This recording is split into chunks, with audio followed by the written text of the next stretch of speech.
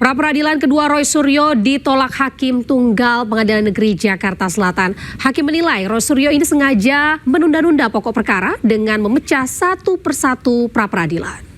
Untuk penyalahgunaan pra-peradilan. Menimbang bahwa berdasarkan seluruh uraian pertimbangan di atas, maka permohonan pra-peradilan pemohon sudah tidak relevan lagi sehingga sudah sepatutnya dinyatakan ditolak untuk seluruhnya.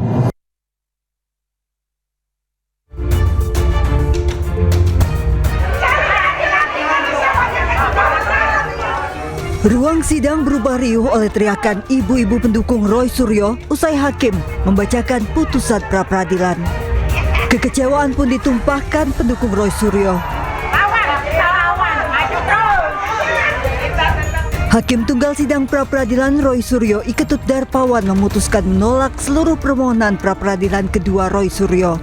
Hakim menilai Roy Suryo sengaja memecah satu persatu dan menyalahgunakan pra-peradilan dengan tujuan menunda pokok perkara. Dengan demikian penetapan status tersangka Roy Suryo sah. Hakim Tunggal Iketut Darpawan menilai putusan pra-peradilan sebelumnya yang mengabulkan sebagian gugatan terkait penangkapan, penggeledahan dan penahanan tidak mempengaruhi pokok perkara. Nah, bagi saya menyerahkan sepenuhnya. Langkah selanjutnya pada para kuasa hukum saya, Mas Refli, Mas Abdul Ghafur Sangaji, Bu Soraya, Mas Tristan, kemudian Pak Yasena dan lain sebagainya. Ya, saya menyerahkan sepenuhnya. Apakah kemudian mau lanjut dengan pra-peradilan yang keempat? Karena apa? Karena pra-peradilan yang ketiga sudah kami daftarkan. Permohonan kliennya ditolak, kuasa hukum Roy Suryo Refli Harun menyatakan siap masuk ke pokok perkara.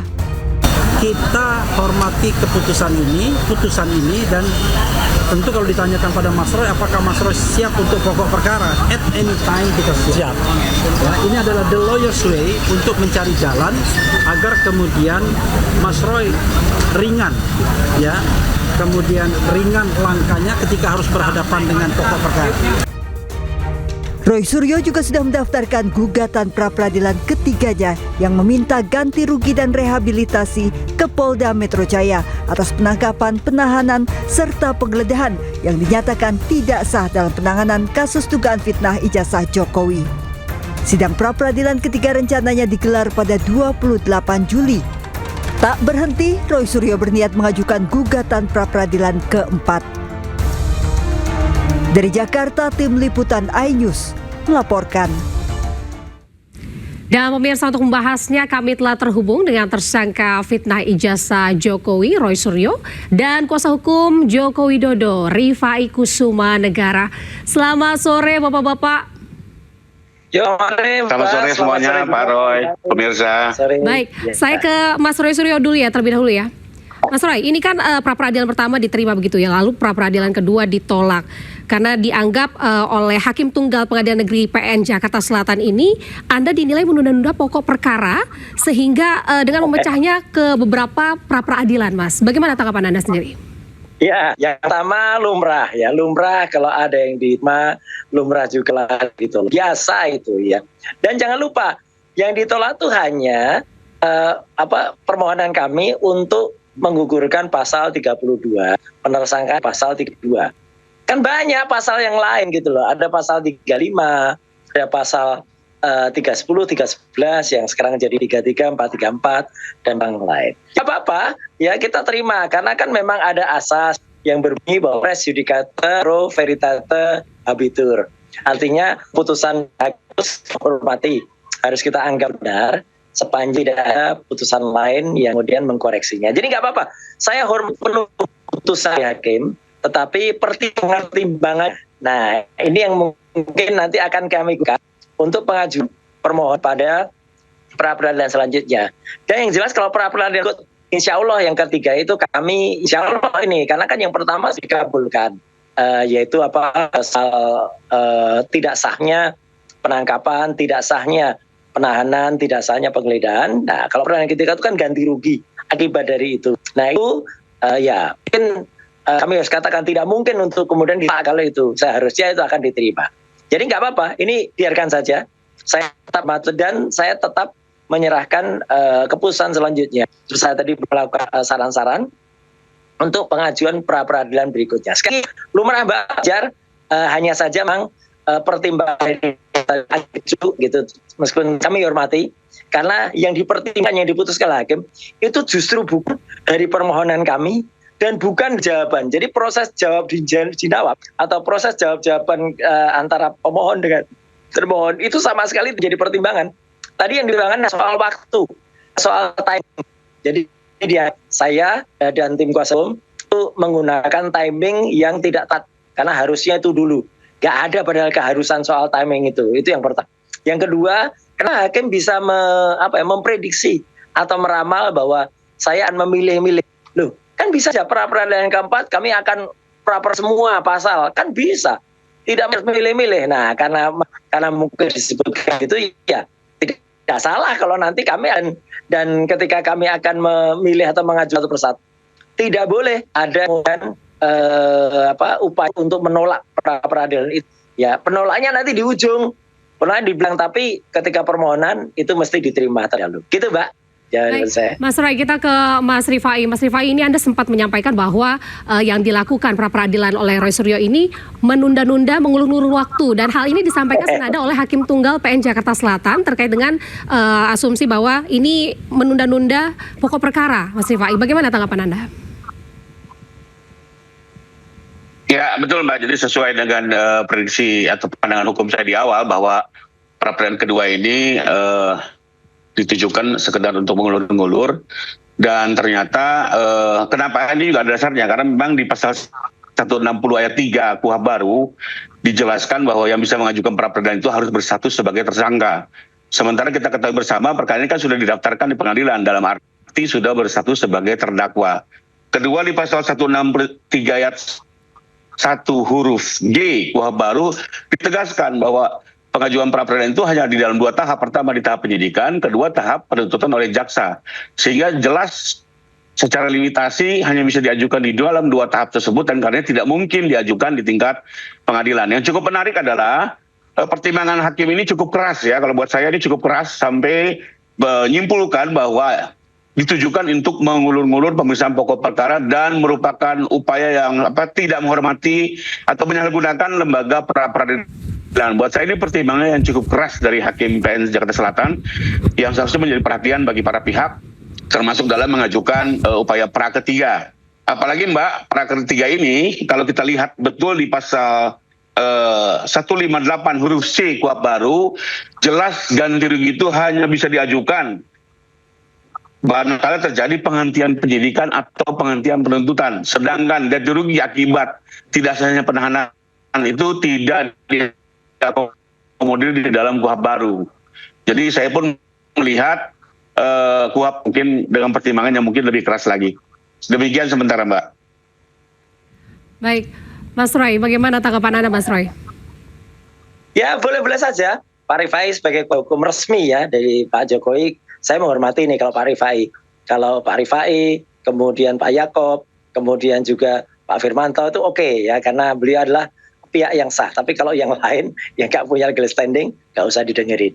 Jadi gini, oke, saya memaklumi apa yang harapkan, karena kan sesuai atau katakanlah senada dengan tadi hakim. Tapi kan yang namanya hakim meskipun tadi dikatakan itu wakil Tuhan dan tidak bisa dianggap salah, tetap kan yang namanya pertimbangan-pertimbangan dan juga putusannya itu masih bisa kemudian kita berikan pandangan atau bahkan bisa kita laporkan kalau itu tidak benar. Kenapa? Karena pertimbangan hakim tadi ya dalam kemudian mewujudkan putusan itu sama sekali tidak melihat apa yang kemudian dilakukan atau apa yang terjadi pada fakta persidangan. Karena fakta persidangan sama sekali tidak menunjukkan bahwa adanya soal-soal itu. Hakim tiba-tiba membuat asumsi untuk kemudian memutus. Ini nggak boleh sebenarnya, karena harusnya mempertimbangkan semua. Bahkan sebenarnya harus ada para ahli yang di situ dihadirkan di sidang. Itu harus ditanya pandangan dari ahli itu apa, baik ahli dari pemohon maupun ahli dari termohon. Tidak kemudian menggunakan asumsi sendiri seperti ini. Nah, kalau menggunakan asumsi sendiri seperti ini, nah ini bisa juga kemudian nanti kalau ada masyarakat yang kemudian mempertanyakan, bahkan mengadukan hakim ini ke KY misalnya, ke Komisi Yudisial, itu mungkin saja. Karena apa yang tadi disampaikan itu kayak jaka sembung Mbak gitu, jaka sembung Mbak Golok, jadi sama sekali nggak nyambung dengan fakta persidangan. Kita tunggu saja deh nanti langkah selanjutnya. Tapi yang jelas pra peradilan yang ketiga itu sudah menjadi konsekuensi dari putusan pra peradilan yang pertama. Jadi kalau ini kemudian ditolak, nah ini malah lucu lagi. Jadi artinya buat apa lembaga pra peradilan kalau kemudian pra peradilan itu dikhususkan untuk menguji sebelum dilaksanakan sidang pokok perkara. Itu, Mbak. Baik Mas Suryo, kita nantikan pra peradilan ketiga ini agendanya kapan Mas rencananya? Tanggal 28 Juli atau hari Selasa minggu depan. Ya, jamnya saya belum tahu pasti apakah pagi jam 9 ataukah jam 1 siang. Saya terus terang belum diumumkan lagi. Ya. Itu artinya setelah nanti ada pra peradilan ketiga akan ada upaya pra peradilan 4 juga Mas Suryo. Kita tunggu saja tanggalnya, kan belum masuk gitu dan belum kita daftar. Jadi tunggu saja tanggal mana. Tapi yang jelas lembaga pra peradilan sesuai dengan KUHAP nomor 20 tahun 2025 itu memang disediakan agar kita bisa mengkaji sebelum masuk ke sidang pokok perkara. Jadi tidak ada yang salah. Bahkan tidak ada aturan di dalam KUHAP baru itu untuk kemudian timing. Soal timing itu nggak ada, makanya akan kita pertanyakan. Itu menjadi bahan kita untuk kemudian ataukah itu melaporkan atau soal timing yang kemudian hanya boleh diajukan mendekati ketika putusan. Misalnya ketersangkaannya November, harus diajukan pada bulan November. Nggak ada kayak gitu. Deadline itu juga nggak ada. Dan mau dicicil, mau kemudian dibuat itu juga nggak ada aturannya. Ya, karena ada jurisprudensi juga. Bisa kan kita sampaikan jurisprudensinya bahwa pra peradilan dan di tempat lain itu bahkan diantara ada misalnya ada 5 tuntutan, ya ada 5 pasal, kita hanya mempra 1 atau hanya memperaper 2, boleh-boleh saja, tidak harus kita memperaper semuanya gitu loh. Jadi artinya ini kan memang sebuah exercise ya, atau sebuah laboratorium hukum yang bagus dan semua harus mengerti. Itu Mbak. Baik, Mas Rifai, dari pihak Anda sendiri artinya menyikapi hal ini sudah siap dengan segala konsekuensinya Mas Rifai ya. Apalagi juga kan infonya terbaru di Solo ini Pak Jokowi sudah mengundang rekan-rekannya sesama alumni UGM gitu 15 orang kurang lebih kalau nggak salah yang sudah diundang dan dipersiapkan begitu ya pada saat nanti yang akan dijadikan saksi begitu. Mas Rifai. Ya. Bahwa apa yang dilakukan oleh Hakim PN Jaksel dalam putusan per kedua ini jelas sesuai dengan normanya. Saya bacakan pasal 163 ayat 1 huruf G ya. Jadi ini semua normanya jelas kok. Cuma masalahnya mau dibaca atau tidak KUHAP-nya ya. Bahwa pra-pra itu dibatasi sampai dengan penuntutan oleh jaksa. Jadi lebih kurang huruf G seperti kalimatnya. Putusan pra peradilan pada tahap penyidikan tetap dapat dilakukan pemeriksaan pra peradilan kembali pada tahap pemeriksaan oleh penuntut umum dengan permintaan baru. Jadi dibatasi sampai dengan tahapan tersebut sudah jelas di pasal 160 ayat 3 silakan dibaca juga, hanya diberikan kepada tersangka tidak kepada terdakwa. Jadi menurut saya apa yang dilakukan hakimnya memang sesuai dengan hukum acaranya gitu ya, termasuk juga nanti terkait ganti rugi ini ya, apakah diterima atau tidak ini normanya jelas di sini, hanya boleh ganti rugi dalam kaitan penghentian penyidikan dan penuntutan.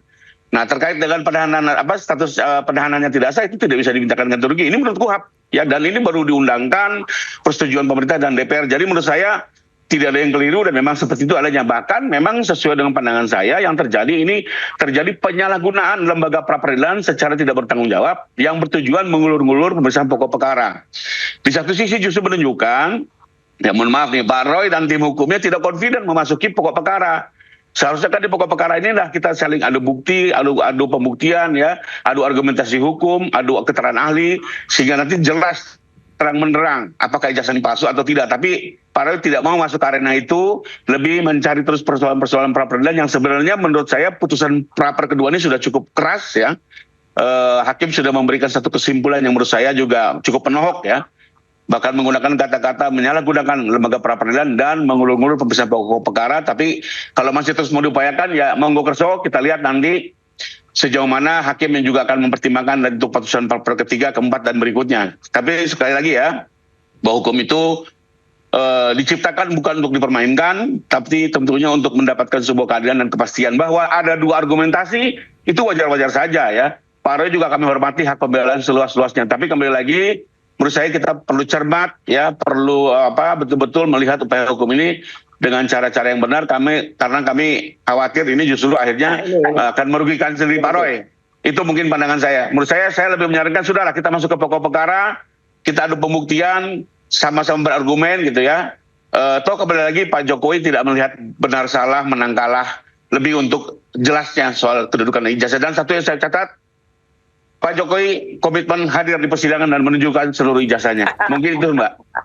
Baik, Mas Rifai, itu artinya bisa dikatakan menurut Anda pra-peradilan ketiga ini tidak perlu atau sia-sia begitu ya? Ya, saya Ini, melihat Mbak, seperti ini, itu. Mbak. Bahkan selain sudah dijelaskan oleh hakim pra-per kedua, yang tadi saya bilang ya, itu jelas juga di KUHP, Mbak. Jadi bukan ngarang-ngarang saya ya. Silakan buka pasal 158 huruf C KUHP baru ya. Jelas di sini adalah permintaan ganti rugi dalam pra-peradilan hanya bisa dilakukan dalam kaitan manakala terjadinya penghentian penyidikan dan penuntutan.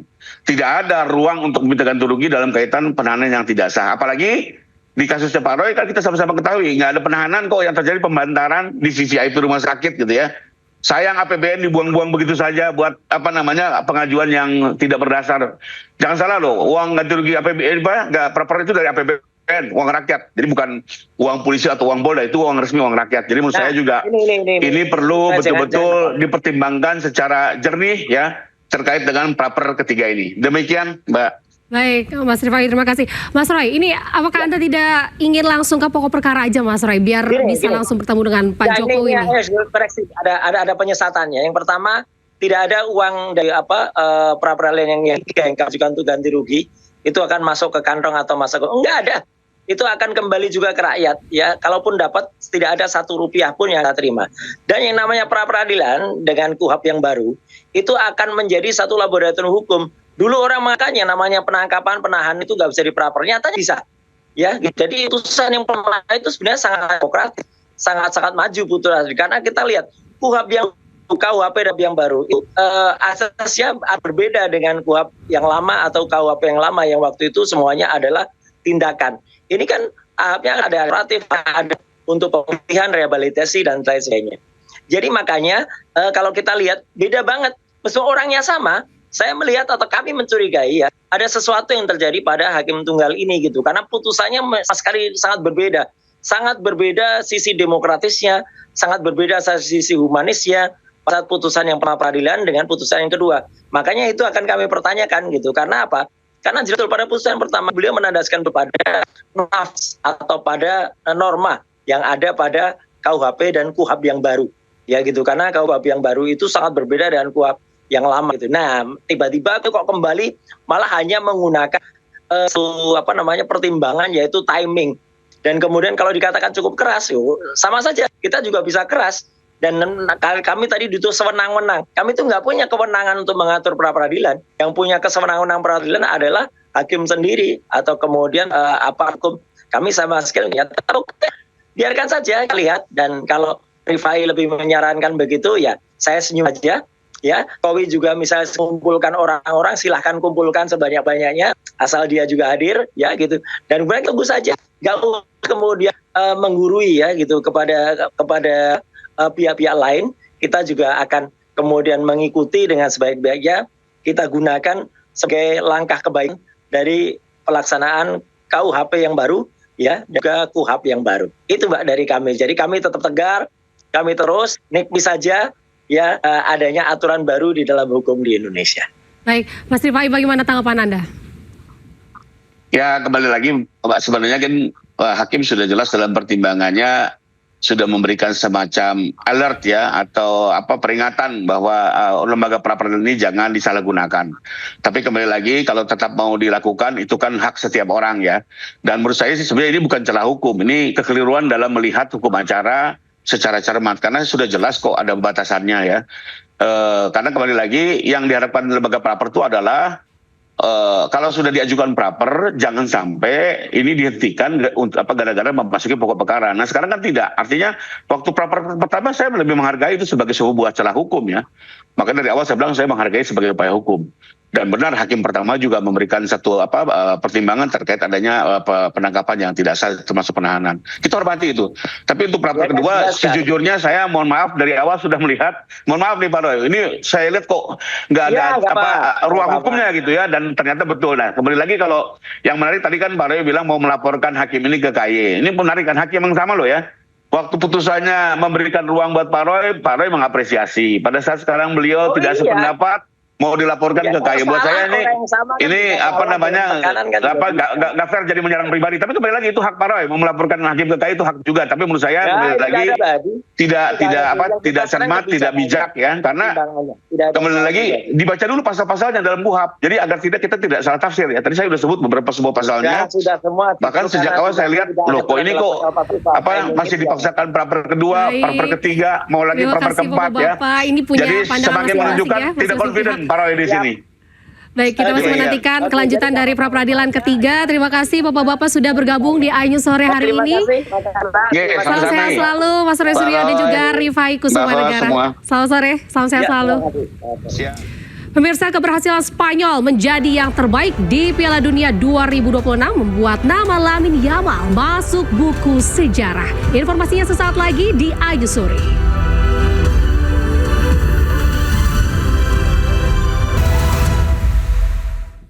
Anda kembali di iNews Sore pemirsa. Roy Suryo mendapat kejutan saat akan menjalani sidang putusan pra-peradilan di PN Jakarta Selatan. Roy yang berulang tahun ke-58 mendapatkan kue ulang tahun dari para pendukungnya.